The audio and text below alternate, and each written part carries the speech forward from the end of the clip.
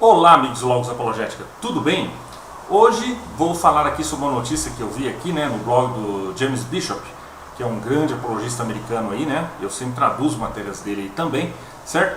Uma notícia muito interessante, já tinha visto aqui também, compartilhada, e é de algum tempo atrás, mas é interessante notar, o cético Bart Ehrman reconhece que os evangelhos sinóticos apresentam um Jesus divino. Isso é muito interessante, certo, pessoal? Então, se vocês já gostaram aí do vídeo, se vocês não gostaram do vídeo aí no caso, já convido vocês, peço, curtam o vídeo, comentem, compartilhem, certo, pessoal? Ajuda o canal aí a crescer, certo? Comente sobre o que vocês querem ver publicado, certo? Que aqui nós publicamos tudo sobre espiritualidade, teologia e tudo mais, certo, pessoal? Então, olha só que interessante. Esta não é uma notícia contemporânea, porque Bart Ehrman, um estudioso do Novo Testamento e professor de estudos religiosos, escreveu seu artigo há quase 4 anos, quer dizer, antes aqui, tá? Mas, para qualquer um que apreciou ou engajou os pensamentos de Ehrman, vale a pena ler, em particular, vale a pena engajar os cristãos. Ehrman tem sido indiscutivelmente o principal proponente intelectual contra o cristianismo e tem debatido com muitos apologistas sobre os assuntos da ressurreição de Jesus, a confiabilidade do Novo Testamento e muito mais. Alguém poderia argumentar que ele parece com uma ortodoxia cristã, e Ehrman o afirma, provavelmente é verdade. Ehrman não tem nenhum investimento em concordar com a ortodoxia cristã, muito pelo contrário, na verdade. Lembrando, pessoal, ele é agnóstico, tá, no momento. Precisamos reconhecer as crenças de Ehrman, especialmente para os leitores que não estão familiarizados com ele. Ehrman é um agnóstico com tendências ateístas. Ele declara abertamente em vários de seus livros que não acredita que Jesus Cristo ressuscitou dos mortos e que Jesus era de alguma forma um Deus encarnado.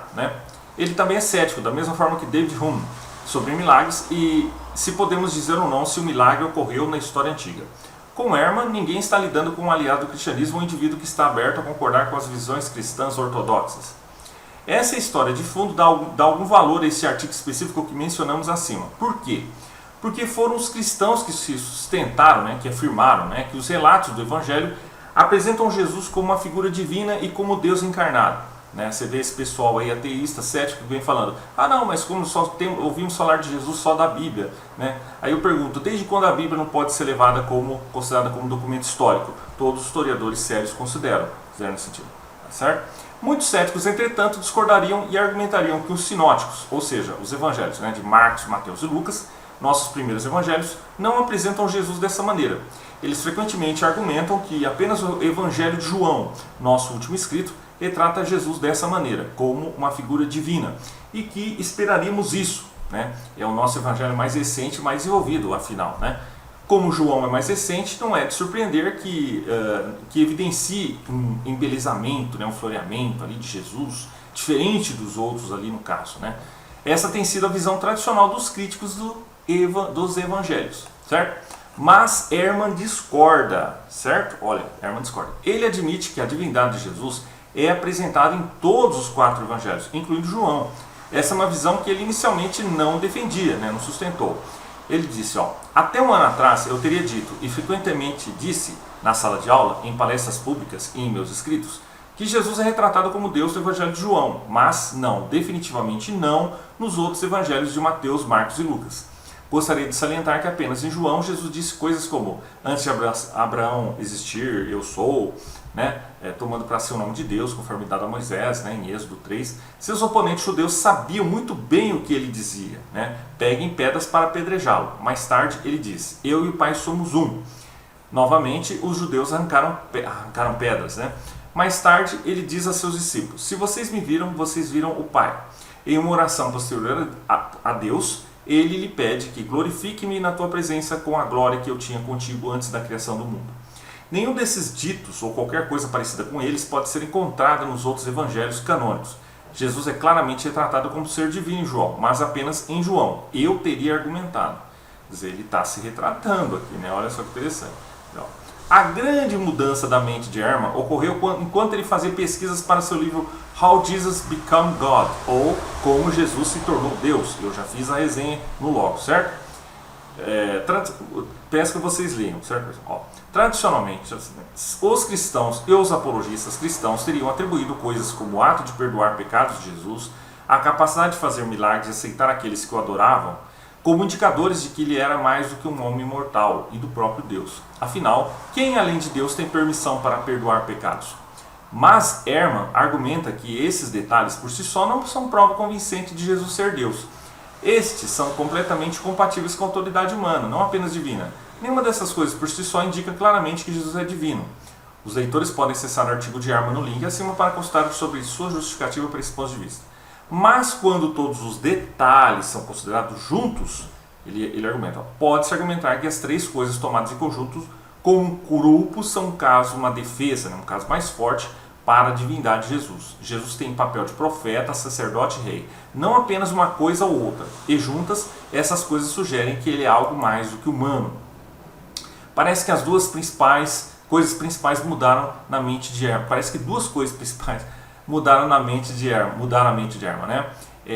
Ao fazer a minha pesquisa e pensar cada vez mais sobre o assunto, quando eu percebi que os evangelhos não apenas atribuem essas coisas a ele, mas também o entendiam como sendo adotado como filho de Deus em seu batismo, né? Marcos 1, né? Ou ter sido feito filho de Deus em virtude do fato de que Deus era literalmente seu pai, no sentido de que ele foi o Espírito de Deus que engravidou a Virgem Maria, e B, percebi que a adoção significativa para as pessoas no mundo romano, como indicado em uma postagem posterior, finalmente cedi. Esses evangelhos realmente pensam em Jesus como divino, ser feito o próprio Filho de Deus que pode curar, expulsar demônios, ressuscitar os mortos, pronunciar o perdão divino, receber a adoração juntos, sugere que mesmo para esses evangelhos, Jesus era um ser divino, não apenas um humano, mas em um sentido diferente de João, né? Ehrman explica que cada um dos relatos do Evangelho representa a divindade de Jesus de maneiras diferentes. Se alguém perguntar em que sentido Jesus é Deus, os Evangelhos serão diferentes em suas respostas. O sentido de João é diferente de Marcos, e o de Marcos é diferente de Lucas, e o de Lucas é diferente de Paulo e assim por diante. Para Marcos, Jesus foi adotado para ser filho de Deus em seu batismo. Antes disso, ele era um mero mortal. Para Lucas, Jesus foi concebido por Deus, e portanto era literalmente filho de Deus, desde o ponto de sua concepção. Em Lucas, Jesus não existia antes dessa concepção da Virgem. Sua concepção foi quando ele passou a existir. Para João, Jesus era um ser divino pré-existente, a palavra de Deus que estava com Deus e era Deus no início de todas as coisas, que se tornou humano. Aqui ele não nasce de uma virgem e não é adotado por Deus no batismo. Nenhum dos eventos é narrado em João e não poderia ser dada a cristologia de João. E Ehrman conclui, então sim, agora concordo que Jesus é retratado como ser divino, um Deus-homem em todos os evangelhos, mas de maneiras muito diferentes, dependendo de qual evangelho você lê. Certo, pessoal? Então vocês veem que diferença faz um estudo sério, né? Não esse estudo patético, paródico que esses ateístas e céticos fazem. E daí vem com esses ataques simplistas, né? A críticas simplistas à Bíblia, né? Lembrando, pessoal, que Lucas é considerado um historiador até pelos historiadores modernos. Então, sim, os evangelhos são um tipo de biografia que pode ser considerado também. Então não há contradição, simplesmente há relatos diferentes dos mesmos fatos. Ou um fato, não é porque um deixou de mencionar que o outro não fala a verdade. Tá? Não é bem assim. Então é isso aí, pessoal. Se vocês gostaram do vídeo, curtam, comentem, compartilhem, certo? É isso aí. E eu recomendo que vocês acessem aqui nos links na descrição todos os livros que eu recomendo, pessoal. Adquiram sempre por nossos links, que assim vocês patrocinam o canal. Certo, pessoal? É isso aí, um abraço e até mais.